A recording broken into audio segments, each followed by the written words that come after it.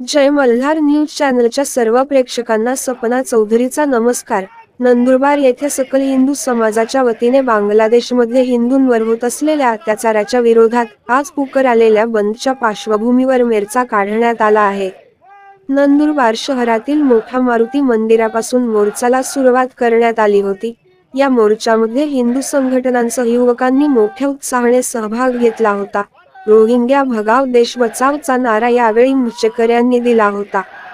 या मोर्चाच्या पार्श्वभूमीवर पोलिसांनी देखील चोख बंदोबस्त तैनात केल्याचे पाहावयास मिळाले। बांगलादेशमध्ये हिंदूंवर होत असलेल्या अत्याचाराच्या विरोधात आज सकल हिंदू समाजाच्या वतीने पुकारलेल्या नंदुरबार बंदला 100% प्रतिसाद मिळाला आहे। आज नंदुरबार शहरासह जिल्ह्यातील तळोदा, शहादा, धडगाव, अक्कलकुवा, नवापूर या शहरामध्ये कडकडीत बंद दिसून आला आहे। यावेळी मोर्चात भाजपचे प्रदेश महामंत्री विजय चौधरी यांच्यासह भाजपचे जिल्हाध्यक्ष निलेश माळी, महिला भाजपाच्या पदाधिकारी कार्यकर्त्या तसेच सकल हिंदू समाजातील युवक, व्यापारी, सामान्य नागरिक मोठ्या संख्येने काढलेल्या मोर्चात सहभागी झालेले दिसून आले होते। यावेळी मोर्चेकरांना प्रदेश महामंत्री विजय चौधरी यांनी मार्गदर्शन केले होते। सपना चौधरी, जय मल्हार न्यूज, नंदुरबार।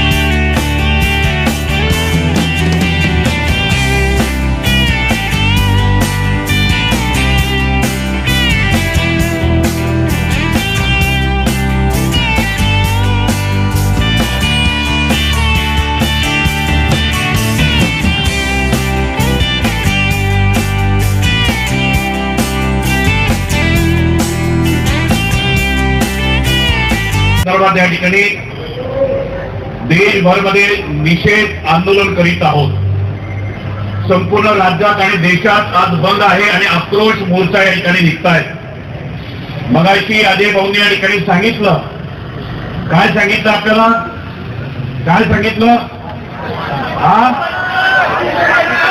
या गोष्टीला कुणाचा विरोध त्याने हातवरती करावा. तुमचा विरोध आहे, तुमचा विरोध आहे, ज्यांच्या पाठिंबा आहे त्यांनी हातवरती करावा. सगळ्यांचं अभिनंदन. जरा घोषणा देऊया आपण. बोलो छत्रपती शिवाजी महाराज की, छत्रपती संभाजी महाराज की, जय जय श्रीराम, जय जय श्रीराम, बजरंग बली की, बजरंग बली की, वंदे वंदे. बांगलादेशात जे काही होतं आहे मित्रांनो, समस्त हिंदू समाजाला या ठिकाणी चिंतन करण्याची या ठिकाणी गरज आहे. जे बांगलादेशमध्ये झालं, शेख हसीना सरकार उलथून लावून त्या ठिकाणी आज यांचं सरकार त्या ठिकाणी आलं आणि त्यांनी पहिलं काम त्या ठिकाणी काय केलं तर हिंदू मंदिरं उद्ध्वस्त केली. जवळपास 1 लाखहून आमच्या हिंदू बांधवांची त्या ठिकाणी कत्तल करण्यात आली. आमच्या हिंदू भगिनींना घरामधनं काढून बांगलादेशी 35-50 मुस्लिम गुंडांनी त्यांना किडनॅप केलं, अपहरण केलं आणि त्यांच्यावर 5वी बलात्कार करून त्यांना त्या ठिकाणी ठार करण्यात आलं. आमच्या हिंदू भगिनी त्या ठिकाणी आक्रोश करीत होत्या. एकडे त्यांना प्रचंड वेदना होत होत्या.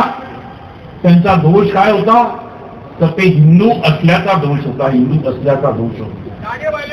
मित्रांनो, 2001 मध्ये बांगलादेशामध्ये आपल्या हिंदूंची संख्या होती 24%. किती संख्या होती? आणि आज त्या ठिकाणी केवळ 4 आणि 7% एवढी त्या ठिकाणी संख्या. हे विचार करण्याची गरज आहे.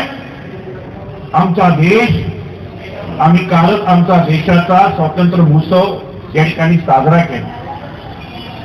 या शहीदांनी आमच्या देशाच्या स्वातंत्र्यासाठी प्राणाची आहुती दिली, बलिदान दिलं, सर्वस्व अर्पण केलं, घरदार संसार उद्ध्वस्त केला.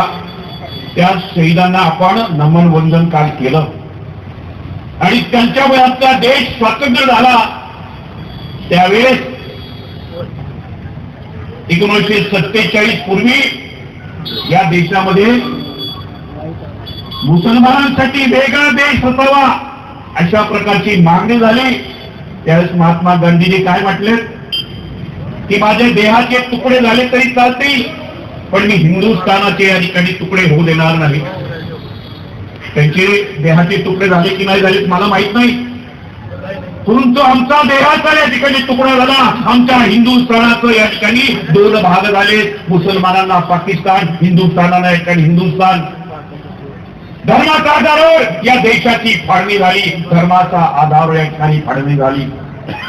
त्यावेळेस अनेक लोकांनी सांगितलं होतं की पाकिस्तान दिला आहे, त्यांना तिकडे जाऊ द्या, आमचे हिंदू प्युअर या ठिकाणी असू द्या.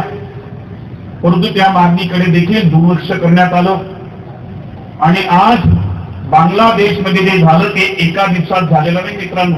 2.5 वर्षापूर्वी हा सर्व कट कारस्थान पाकिस्तान असेल, चीन असेल, अमेरिका असेल, ज्यांनी हा कट आखला की कुठल्याही परिस्थितीमध्ये मोदीजींच्या नेतृत्वाखाली तुमचा आमचा हिंदुस्थान विश्वगुरु होतोय.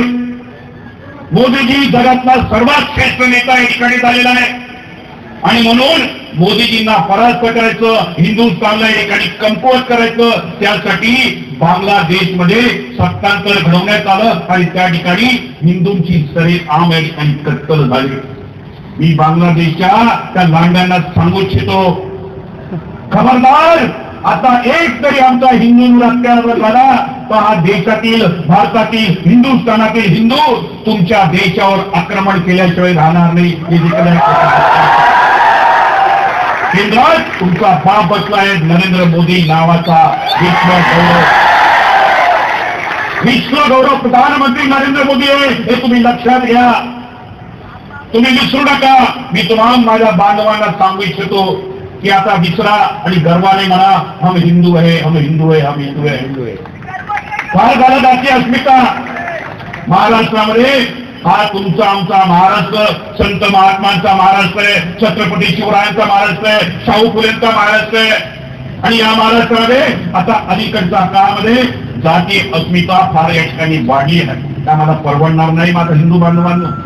कोण म्हणतं तेली, कोण म्हणतं कासार, कोण म्हणतं माळी, कोण म्हणतं मराठा, कोण म्हणतं धनगर, कोण म्हणतं अमुक, कोण म्हणतं टमुक. हे किती दिवस कामार आहे.